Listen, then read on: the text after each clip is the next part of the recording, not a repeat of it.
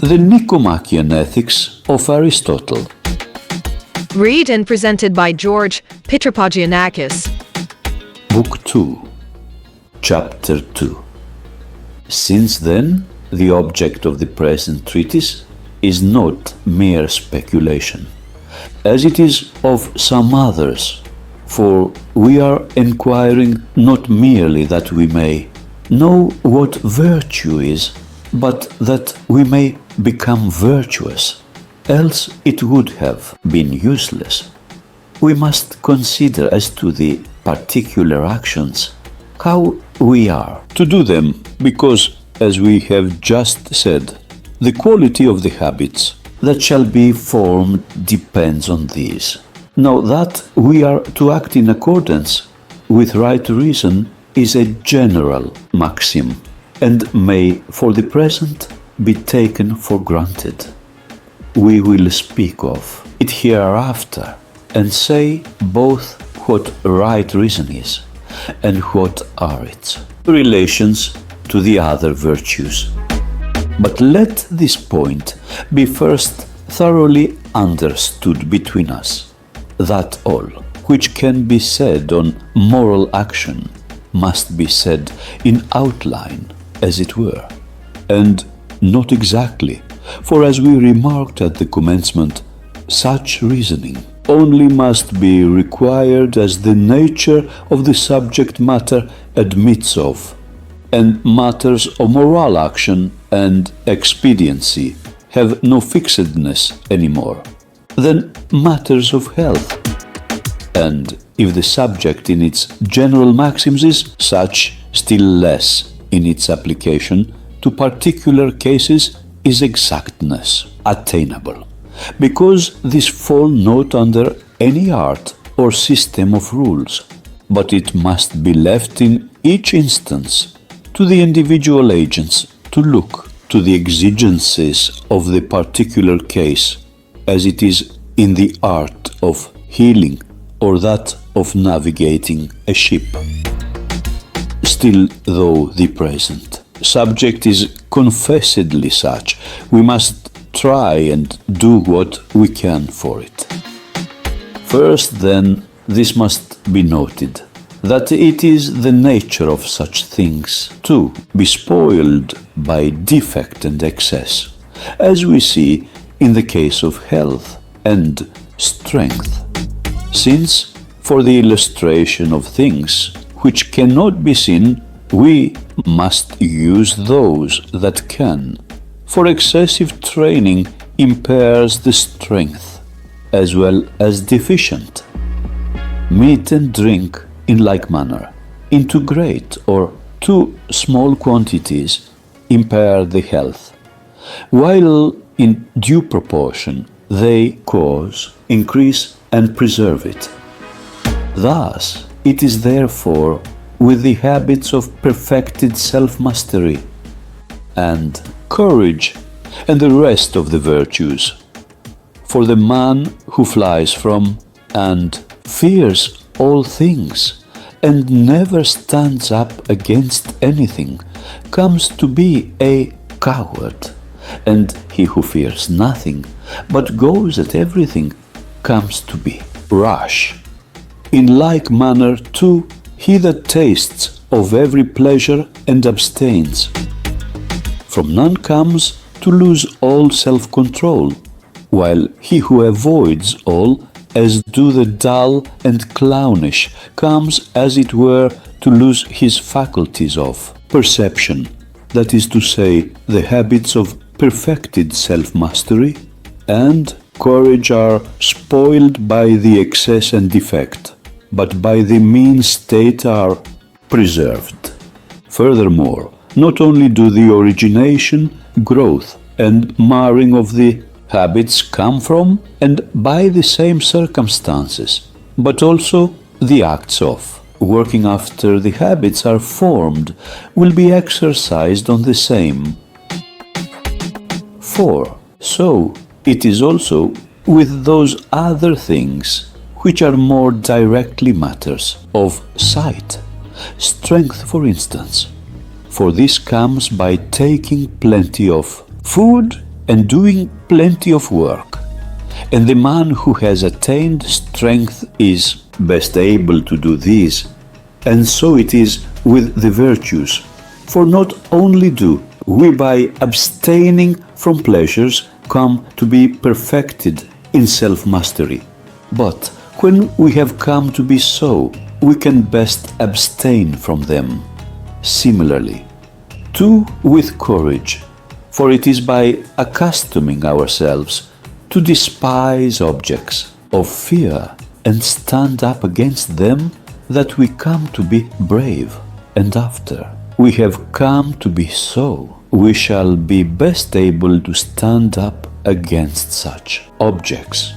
And for a test of the formation of the habits, we must take the pleasure or pain which succeeds the acts, for he is perfected in self-mastery, who not only abstains from the bodily pleasures, but is glad to do so.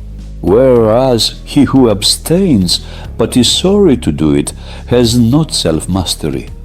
He, again, is brave, who stands up against danger, either with positive pleasure or at least without any pain, whereas he who does it with pain is not brave, for moral virtue has for its object matter pleasures and pains, because by reason of pleasure we do what is bad, and by reason of pain decline, doing what is right, for which cause, as Plato observes, men should have been trained straight from their childhood to receive pleasure and pain from proper objects, for this is the right education.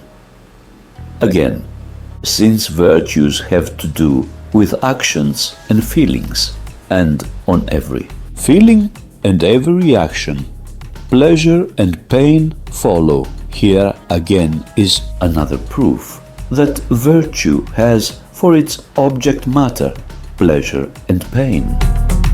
The same is shown also by the fact that punishments are effected through the instrumentality of these, because they are of the nature of remedies, and it is the nature of remedies to be the contraries of the ills they cure. Again, to quote what we said before, every habit of the soul by its very nature has relation to and exerts itself upon things of the same kind as those by which it is naturally deteriorated or improved. Now such habits do come to be vicious by reason of pleasures and pains, that is, by men pursuing or avoiding respectively either, such as they ought not, or at wrong times, or in wrong manner. And so forth, for which reason, by the way, some people define the virtues as certain states of impassibility and utter quietude. But they are wrong, because they speak without modification, instead of adding as they ought, as they ought not, and when, and so on.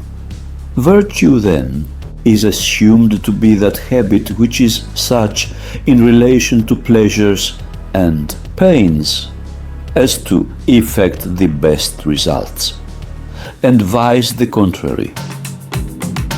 The following considerations may also serve to set this in a clear light. There are principally three things moving us to choice, and three: two, avoidance, the honorable, the expedient, the pleasant, and there three contraries, the dishonorable, the hurtful, and the painful. Now, the good man is apt to go right, and the bad man wrong, with respect to all these, of course, but most specially with respect to pleasure, because not only is this common to him with all animals, but also it is a concomitant of all those things which move to choice, since both the honorable and the expedient give an impression of pleasure.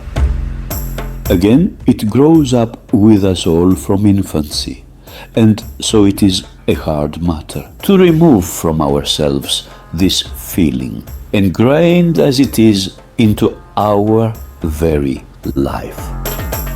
Again, we adopt pleasure and pain, some of us more and some less, as the measure even of actions. For this cause, then, our whole business must be with them, since to receive right or wrong impressions of pleasure and pain is a thing of no little importance in respect of the actions. Once more, it is harder, as Heraclitus says, to fight against pleasure than against anger.